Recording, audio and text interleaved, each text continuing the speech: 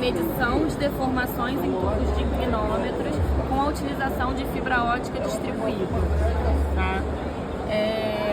Os inclinômetros eles já são amplamente conhecidos, a gente utiliza eles para medição de deformação, né, de deslocamento em profundidade. E a fibra ótica, ela tem sido muito utilizada também pela 3Gel em outros projetos para medição de deformação em estruturas lineares, principalmente, onde você quer medir muitos pontos continuamente, né?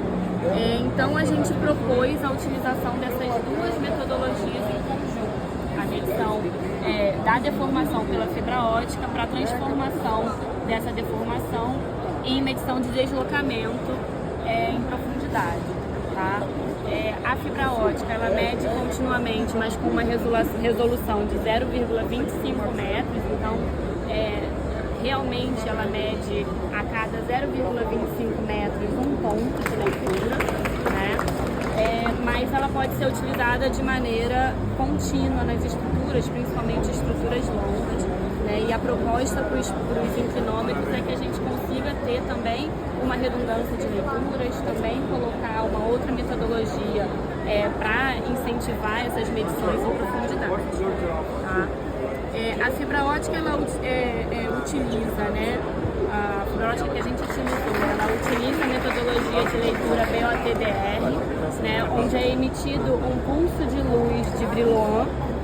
E esse pulso ele recebe influências do meio externo que alteram a sua frequência e a sua intensidade, trazendo um retroespalhamento, né, como resposta para que a gente consiga receber ali os dados e analisar.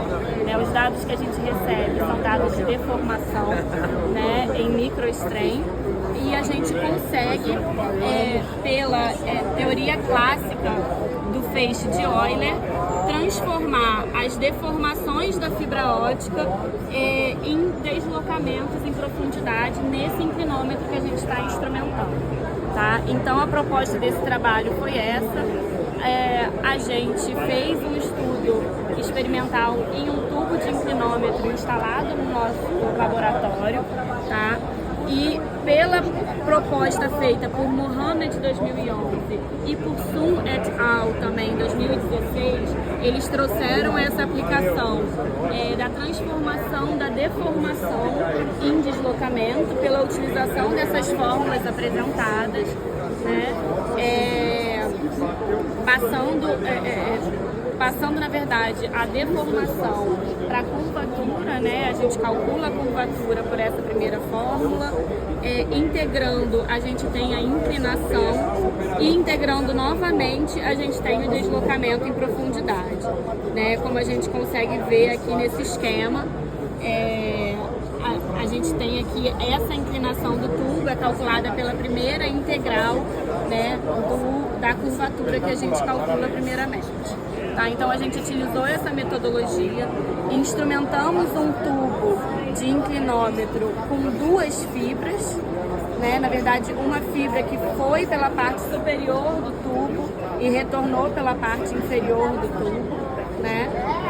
E a gente propôs algumas deformações com diâmetros conhecidos, né? A gente introduziu alguns objetos de diâmetro conhecido, aumentando esse diâmetro, para que a gente pudesse gerar uma deformação do tubo do inclinômetro, tá? Então, os inclinômetros deformados, dessa forma, eles estão fixos, né, nas duas extremidades, então essa deformação foi em forma de flexão, né? O que não é comum num tubo de inclinômetro, mas para termos de cálculos, a gente utilizou do fundo do inclinômetro até o local de maior deslocamento, né? Então a gente montou essa estrutura, a fibra conectada ao interrogador para leitura BOTDR, né, pela metodologia de Brillouin, e o feixe de luz ele foi e retornou, trazendo para nós as leituras de deformação dessa fibra. Tá? Como resultados, a gente conseguiu verificar que realmente o esperado aconteceu, ou seja, nos locais onde a gente impôs essa deformação, a gente teve tração na fibra localizada na parte de cima do tubo e compressão na fibra localizada na parte de baixo do tubo, tá?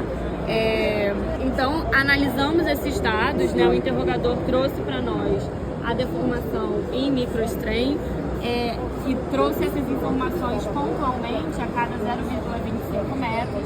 Como a fibra vai e volta no tubo, a gente analisou por pares de pontos os resultados, né? Então, para cada par de pontos, a gente calculou a curvatura, calculou a inclinação e conseguiu chegar no deslocamento incremental para aquele par de pontos que seria relacionado ali, né, à profundidade do inclinômetro caso ele estivesse instalado, tá? Então, chegamos nesse ponto a esses resultados, né, onde a gente pode ver que conforme vai aumentando o diâmetro, onde a gente impôs a deformação, né, aumenta também a deformação e o deslocamento calculado, tá? Chegamos a resultados com valores bem próximos de deslocamento calculado. Assim, ainda existe um erro e esse erro pode estar atribuído também à escolha desses pares de pontos, né, que não é uma escolha tão simples, mas que para termos de monitoramento é uma variação pequena. Da máximo de variação que nós tivemos foi de 2 milímetros, tá? Então a gente apresenta aqui o deslocamento aplicado versus o deslocamento calculado, né? Chegamos a essa conclusão de que a metodologia da fibra ótica para medição de deformação em inclinômetros ela pode ser utilizada, né, para medição dos deslocamentos. A gente ainda quer fazer mais testes, fazendo leituras manuais também no tubo de inclinômetro, impondo ele a movimentações reais e fazendo essa comparação também com a fibra ótica instalada.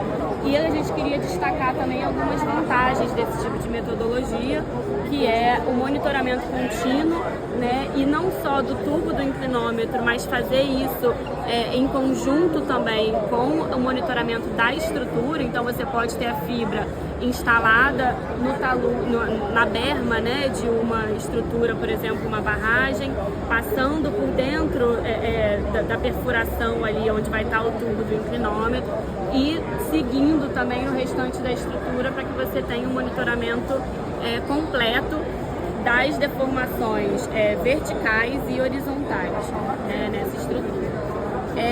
Pode ser utilizado também em outros tipos de tubo, mas, por exemplo, um piezômetro que você tem instalado num tubo e você instala também uma fibra ótica para monitorar a deformação nesse tubo, né? Mas lembrando que o inclinômetro ele tem que estar engastado em rocha, né? Ele tem que estar instalado até a fundação e os piezômetros muitas vezes não estão. E aí, nesse caso, o controle, né, da cota desse instrumento, o nivelamento dele tem que ser feito pelo tubo. Eu acho que, no geral, é isso. Eu queria agradecer a equipe da Tregel, agradecer ao Rodrigo Raposo. Qualquer dúvida, eu também fico aqui à disposição, perto, para tirar, né, fazer algum esclarecimento para vocês. Obrigada.